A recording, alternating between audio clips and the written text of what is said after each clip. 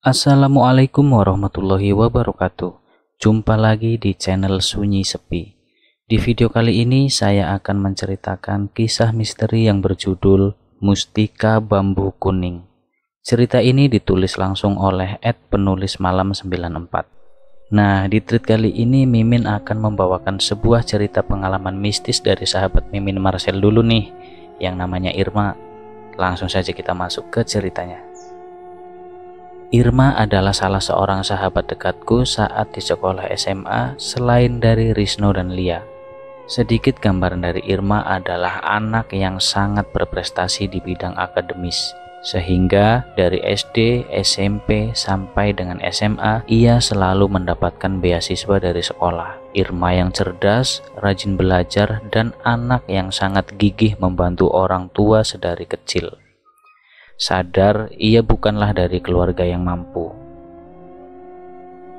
Irma sering berbicara kepadaku, Risno dan Lia, cita-cita terbesarnya di dalam hidup bukanlah menjadi orang yang kaya raya, melainkan orang yang diberi kecukupan rezeki oleh Allah, tubuh yang sehat, dan jangan sampai membebani orang tuanya. Cita-cita Irma tak hanya sebatas angan-angan belaka.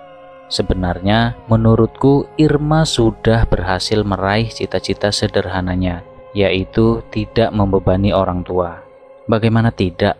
Menurut penuturan Lia yang terlebih dahulu mengenal Irma sejak di bangku sekolah dasar, sedari kecil Irma tidak hanya berprestasi dan mendapat beasiswa, namun juga sudah pintar berniaga. Irma kecil setiap hari membawa-bawa termos es yang cukup besar dengan isi es lilin beraneka rasa yang dititipkan di warung-warung sepanjang jalan rumah sampai dengan sekolah SD-nya. Sisa dari es lilin yang ia bawa dari rumah, ia jajakan kepada teman-teman yang lain saat istirahat jam pertama dimulai. Sepulang sekolah, Irma sempatkan untuk mengambil uang hasil dagangannya ke warung-warung yang ia titipkan sambil ia berjalan pulang ke rumahnya. Uang yang tidak seberapa itu ia berikan kepada sang ibu untuk membeli sayur. Dan jika ada lebihan, dengan senang hati Irma menerima hasil jerih payahnya itu untuk ia menabung. Tak jarang pula Irma harus menerima dengan tangan hampa hasil berniaga di sekolah karena banyaknya aneka rupa jajanan modern serta peminat es lilin sudah mulai berkurang. Jika sudah seperti itu, Irma yang masih kecil mencari pundi-pundi lain dengan berjualan ketan kelapa keliling kampung berdua dengan kakak perempuannya Susan. Setelah lulus SD, Irma yang kembali mendapatkan beasiswa saat masuk SMP tidak membuatnya menjadi besar kepala. Ia masih tetap membantu orang tuanya berjualan dan hidup dalam kesederhanaan. Bagi Irma, ia tidak mengenal kata gengsi untuk membantu perekonomian keluarga. Irma yang pandai mengaji dan pandai berbahasa Arab serta bahasa Inggris sering diminta untuk menjadi guru mengaji sekaligus guru bimbel saat sore hari. Selain karena ia suka membagikan ilmu, upahnya pun bisa dibilang lumayan. Dalam seminggu, ia bisa menerima upah sebesar 15.000 sampai 25.000 dari beberapa orang tua muridnya. Padahal Irma sama sekali tidak pernah mematok harga mengajar adik kelasnya itu. Dari prestasinya, tak ayal Irma menjadi anak emas bagi para guru di sekolah. Irma berhasil memenangkan beberapa piala dan medali dalam bidang cerdas cermat serta lomba-lomba akademis antar daerah tingkat provinsi yang juga mengharumkan nama sekolah. Namun, ada pula teman sekelas yang tidak suka dan iri dengan pencapaian Irma. Sebut saja Putri. Putri adalah anak dari kepala sekolah SMP. Ia merasa tersaingi dengan adanya Irma. Berkali-kali Putri kalah saing dengan Irma yang membuat Putri murka dan berniat untuk merundung Irma. Irma sempat dituduh mencuri uang kas dan seringkali Irma difitnah bertindak tidak jujur atau mencontek ketika ujian sekolah. Beruntung, Lia yang juga teman sekelas Irma berani berbicara dan menjadi saksi jika apa yang dikatakan Putri adalah sebuah rekayasa untuk merundung Irma.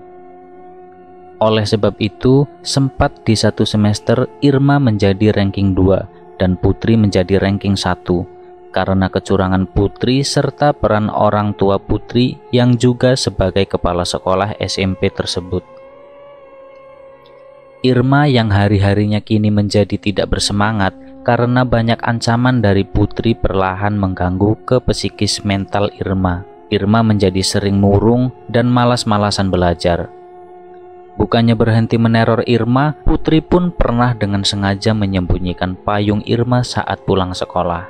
Padahal saat itu hari sedang diguyur hujan. Naas, di saat genting, Lia, Titis, dan Novi teman Irma sudah pulang duluan ke rumah masing-masing. Irma yang masih tercegat hujan di sekolah, mau tidak mau ia harus menerobos derasnya hujan karena sebentar lagi ia harus mengunjungi rumah adik kelasnya untuk bimbel. Ya Allah, kok tega sekali ya orang yang menyembunyikan payungku. Semoga Engkau mengampuni ya Allah, karena aku sudah mengampuni kesalahannya yang mungkin ia sendiri tidak sadar dengan apa yang ia perbuat. Amin ya robbal alamin. Ucap doa lirih yang tulus dalam hati Irma saat menunggu hujan reda. Irma terus membatin, kalau aku menerobos hujan, berarti bajuku bakalan basah kuyup dan besok aku nggak ada ganti baju lagi dong. Jadi untuk sekedar info, di sekolah Irma ini hari Senin Selasa ini masih pakai seragam biru putih dan hari Rabu Kamis memakai seragam batik, dan di hari Jumat dan Sabtu memakai seragam pramuka. Di sela-sela pergumulan batinnya yang hebat, antara memutuskan untuk memaksa pulang karena sudah mepet waktu bimbel ataukah tetap berada di sekolah sampai menunggu hujan reda. Tiba-tiba Irma dikagetkan dengan suara lelaki yang memanggil-manggil namanya. Irma, Irma, Irma. Di sini Irma. Aku ada di bawah batu bata merah tak jauh dari tempatmu duduk Irma. Suara itu menggema di telinga Irma. Sangat jelas sekali suaranya walaupun terganggu dengan suara air hujan serta petir yang saling bersahutan. Irma kemudian melihat ke sekeliling, sudah tidak nampak ada siapa-siapa di sekolah itu, hanya dirinya sendiri. Ah, mungkin aku hanya berhalusinasi, atau mungkin aku salah dengar kali ya, ucap Irma menampik suara yang baru saja ia dengar. Tak lama kemudian suara itu kembali bersuara di telinga Irma. Namun kini suara itu lebih menunjukkan arah yang spesifik. Irma, Irma. Lihat ke sini Irma, aku ada di bawah batu bata merah tepat di sebelahmu Irma. Kamu tidak perlu takut, aku akan melindungimu Irma. Ayo segera temukan aku Irma, supaya kamu bisa pulang dan tidak kehujanan. Irma yang penasaran mulai melihat ke sekitar dan mencari batu bata merah yang dimaksud. Ah, itu dia batu bata merahnya, batin Irma sambil mendekati batu bata itu dan perlahan mengangkatnya. Irma kaget. Ternyata di bawah batu bata itu ada sebuah batu yang bercahaya, dan setelah diamati, di dalam batu tersebut terlihat seperti ada bambu kecil yang berwarna kuning. Irma terus mengamati batu itu yang mungkin berdiameter 2-3 cm. Hai anak baik, bawa aku pulang ke rumahmu supaya kamu tidak kehujanan. Aku akan menjagamu. Suara itu kembali terdengar di telinga Irma. Karena Irma yang penasaran ucapan suara lelaki misterius itu, Irma mencoba memasukkan batu mustika bambu kuning ke dalam saku tasnya dan perlahan berjalan menembus hujan. Mata Irma kemudian terbelalak melihat keajaiban yang baru saja terjadi. Setetes air hujan pun tidak ada yang berhasil menembus tubuh mungilnya. Tetapi yang Irma lihat, dirinya seperti dilindungi sebuah payung yang cukup besar, namun tidak kasat mata. Irma yang takjub sekaligus kegirangan langsung berlari pulang menuju rumahnya. Saat di jalan, Irma berpapasan dengan Nek Yatun, tetangga rumahnya yang mau ke warung. Irma seperti biasa mengangguk dan tersenyum menyapa kepada Nek Yatun. Tak seperti biasanya, Nek Yatun tidak membalas sapaan atau senyum Irma. Malahan, Nek Yatun hanya menatap Irma keheranan dari ujung rambut sampai ujung kaki Irma sambil mengucak-ngucak matanya. Sampai di rumah, Irma segera masuk ke dalam kamar dan berganti pakaian sebelum berangkat mengajar bimbel. Irma lupa jika dirinya masih menyimpan batu mustika itu di dalam tasnya, hingga ketika ia kembali pulang ke rumah, sudah ada Nek Yatun yang bertamu menunggu kepulangan Irma. "Assalamualaikum," ucap salam Irma sambil membuka pintu rumah. "Waalaikumsalam," jawab Nek Yatun dan Ibu Irma. "Nah, itu Irma sudah pulang, Nek," ucap Ibu Irma. "Neng, bisa nggak Nenek mau bicara empat mata dengan Neng Irma?" Tanyanya membuat Irma agak penasaran. Tumben sekali Nek Yatun sampai datang dan ingin berbicara empat mata dengannya. "Oh iya Nek, apa mau ngobrol di kamarku aja?" tanya Irma. Kemudian Nek Yatun mengangguk dan mengikuti Irma masuk ke dalam kamar. Baru beberapa langkah masuk ke dalam kamar Irma, bibir Nek Yatun seperti terkunci dan matanya menatap tajam melihat ke arah sudut kamar Irma. "Nek Yatun, Nek kok melamun?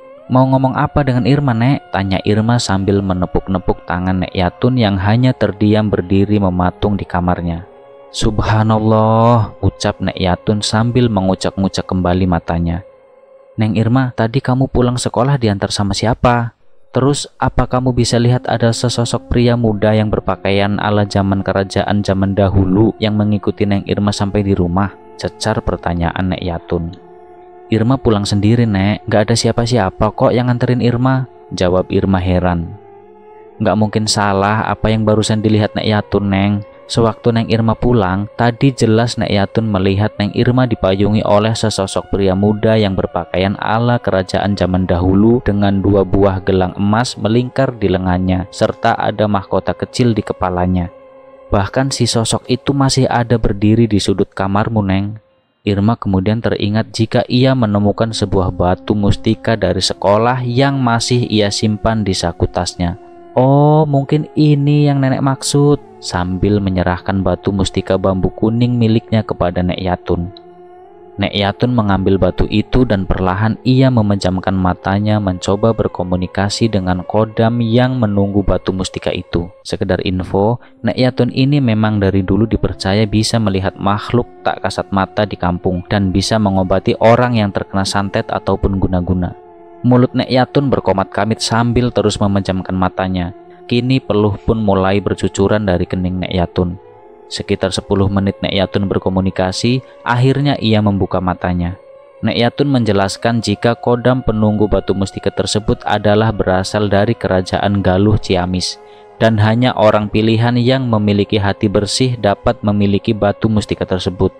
Nek Yatun menjelaskan jika orang yang mempunyai tingkat kebatinan tinggi baru bisa melihat wujud dari si kodam, dan juga orang yang ingin berbuat jahat kepada si tuan biasanya akan ditampakkan pula wujud asli si kodam. Nek Yatun pun berpesan untuk Irma agar bisa merawat baik-baik batu mustika tersebut dan merahasiakannya kepada teman-teman yang lain. Setelah Nek Yatun menjelaskan tentang mustika bambu kuning milik Irma, Nek Yatun pamit pulang. Ibu Irma sempat curiga dan menanyakan ada perlu apa Nek Yatun datang berkunjung. Namun Irma tetap merahasiakan tujuan kedatangan Nek Yatun yang sebenarnya. Irma berdalih jika Nek Yatun ingin cucunya Ari yang masih duduk di bangku SD dibantu bimbel. Singkat cerita, keesokan harinya seperti biasa, Irma berangkat ke sekolah dengan hati yang was-was. Panjang perjalanan, Irma bertanya-tanya akan ada perundungan apa lagi yang akan ia terima di sekolah. Irma dengan langkah gontai memasuki ruang kelasnya. Dan benar saja, di sana sudah ada Putri, Bunga, dan Ranti yang sedang berbisik-bisik sambil menatap tajam ke arah Irma. Putri yang sudah mempunyai rencana picik, segera mendekati Irma sambil mengunyah permen karet. Dan saat Irma lengah, permen karet itu dilemparkan ke rambut Irma. Namun sebelum rencana itu berhasil, entah mengapa Putri jatuh tersungkur dan permen karet itu malah berbalik menempel di rambut Putri. Putri yang kesal karena rencananya gagal malah menjadi senjata makan tuan, kemudian bangkit berdiri untuk melampiaskan kekesalannya kepada Irma. Namun entah mengapa, Putri malah lari terbirit-birit dan berteriak-teriak histeris. "Pocong! Pocong! Ada pocong!" Irma keheranan melihat tingkah laku Putri karena Irma hanya melihat Putri yang berjalan dan tiba-tiba terjatuh. Setelah bangkit, putri berlaku seperti orang kesurupan. "Anak baik, kamu tidak perlu takut. Aku barusan menampakkan wujud menyeramkan agar mereka kapok menjahilimu. Orang seperti mereka yang diliputi oleh perasaan iri dan dengki sekali-kali harus diberikan pelajaran agar tidak seenaknya merundung orang yang menurutnya lemah." Suara pria misterius itu kembali muncul di telinga Irma. Irma ingat pesan dari Nek Yatun, jika ada yang ingin menyakiti tuan pemilik batu ini, maka si Kodam akan memperlihatkan wujud. Putri yang gemas karena belum berhasil merundung Irma kembali membuat siasat baru beserta beberapa temannya tadi. Kembali saat pulang sekolah, mereka membuang payung Irma yang tersisa hanya satu-satunya. Karena ternyata payung yang pertama bukan hanya disembunyikan tetapi dibuang sama mereka. Saat mereka merencanakan untuk segera cepat-cepat keluar kelas dan salah seorang di antaranya menghadang Irma di kelas, Bunga dan Putri secara diam-diam yang sudah berhasil mengambil payung Irma yang disimpan di belakang kelas langsung bergegas ke tempat sampah. Dan saat mau membuang payung milik Irma, mereka berdua kembali dikagetkan dengan penampakan sosok pocong dengan wajah yang hancur dan kain lusuh berdiri tepat di depan mereka. "Kembalikan payung itu pada tempatnya. Kalau tidak, kalian akan menerima balasannya," ucap si pocong sambil menyeringai. Melihat hal tersebut, mereka lari terbirit-birit dan payung itu hanya tergeletak di lantai. Ranti yang mencegat Irma di dalam kelas bertanya-tanya apakah sudah selesai Putri dan Bunga melakukan misi perundungannya. Sesekali ia terlihat agak gusar. Irma yang terus memohon kepada Ranti agar segera dibiarkan pulang karena sebentar lagi akan turun hujan dan langit sudah semakin gelap. Tak jua Ranti pedulikan. Hingga tiba kilatan cahaya petir dan bunyi keras guntur mengagetkan Irma dan Ranti yang masih berada di kelas. "Segera tinggalkan dia, atau kamu akan menerima balasannya," ucap sesosok kuntilanak yang berwajah menyeramkan sedang duduk di atas meja. Ranti yang panik dan ketakutan melihat penampakan itu langsung lari sampai terkencing-kencing sambil berteriak-teriak meninggalkan ruang kelas. Kini yang tersisa hanya Irma di ruang kelas sambil menangis terisak. Irma sedih mengapa Putri, Ranti, dan Bunga sampai sebegitu membencinya. "Anak baik, kamu tidak perlu rendah diri dan menyalahkan keadaan yang tidak bisa kamu kendalikan. Akan selalu ada orang di dunia ini yang tidak menyukaimu, walaupun kamu sudah melakukan yang terbaik yang bisa kamu lakukan. Yang terpenting, kamu harus kembali ceria dan semangat belajar untuk membuat orang tuamu bangga. Sekarang lekaslah pulang dan hapus air matamu anak baik," ucap suara misterius. Setelah kejadian itu, Putri, Ranti, dan Bunga tidak masuk sekolah selama 3 hari. Putri mengaku dirinya mendapatkan teror pocong berwajah yang hancur terus menghantuinya. Pocong itu selalu mengikuti kemanapun Putri pergi dan membuat tubuh Putri panas tinggi serta seringkali kejang-kejang. Begitupun Bunga serta Ranti yang diikuti sosok pocong dan kuntilanak. Merasa bersalah, mereka bertiga akhirnya meminta maaf kepada Irma karena telah berbuat jahat. Dan karena malu, Putri memutuskan untuk pindah sekolah, sedangkan Bunga dan Ranti masih tetap bersekolah di sana. Setelah kejadian teror yang menimpa mereka, Irma kembali menemui Nek Yatun. Ia berniat untuk sebaiknya mengembalikan batu mustika bambu kuning kepada tangan yang tepat. Irma merasa jika dirinya belum siap menerima pemberian gaib itu. Dan ia takut jika kodam yang berasal dari mustika bambu kuning nantinya akan berbalik akan menjadi jahat jika Irma tidak bisa menjaga batu mustika tersebut. Nek Yatun akhirnya menerima pemberian Irma dan kemudian batu mustika ia simpan di dalam laci lemari miliknya.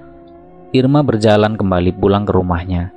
Irma berpikir semua keadaan akan kembali normal seperti sedia kala. Namun mata Irma kembali dibuat terbelalak saat batu mustika itu tiba-tiba muncul kembali di atas meja belajar Irma.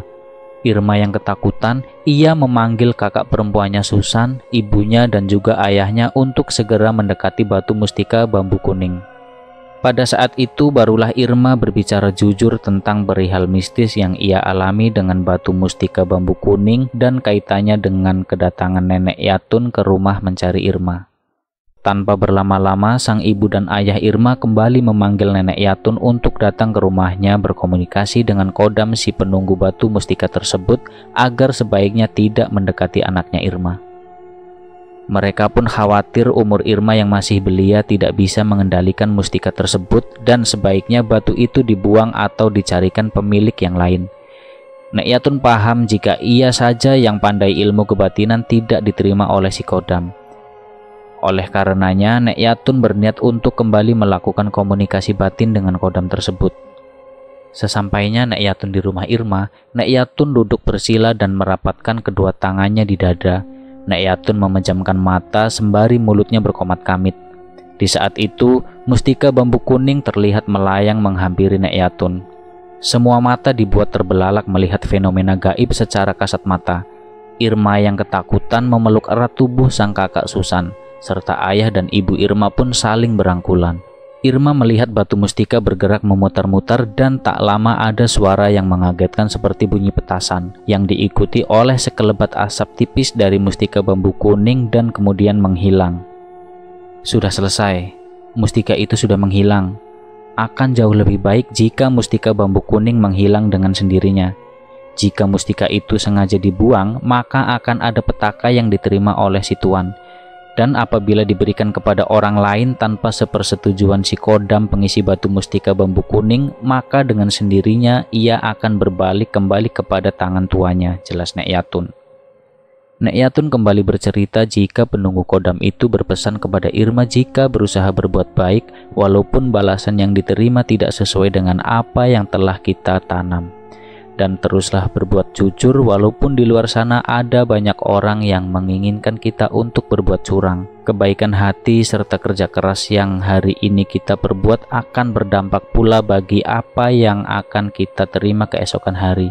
Nek Yatun pun menjelaskan jika si kodam lebih memilih untuk menghilang karena tugasnya untuk menjaga Irma dari rundungan jahat teman-temannya sudah selesai. Itu semua semata-mata atas kehendak dari Sang Maha Pencipta karena di dunia ini segala sesuatu tidak ada yang kebetulan. Ayah, ibu, serta kakak perempuan Irma langsung memeluk Irma. Mereka tidak menyangka di balik keceriaan Irma di rumah, ternyata Irma menyembunyikan luka trauma akibat rundungan putri beserta kawannya di sekolah. Akhir cerita, Irma berhasil menjuarai ranking 1 kembali di kelas dan sampai dengan lulus SMP, Irma selalu konsisten mendapatkan predikat siswi berprestasi di sekolah. Dan selesai. Terima kasih sudah mampir di channel ini dan menonton video ini. Jangan lupa tekan tombol like, komen, share, dan juga subscribe agar tidak ketinggalan video-video berikutnya. Wassalamualaikum warahmatullahi wabarakatuh.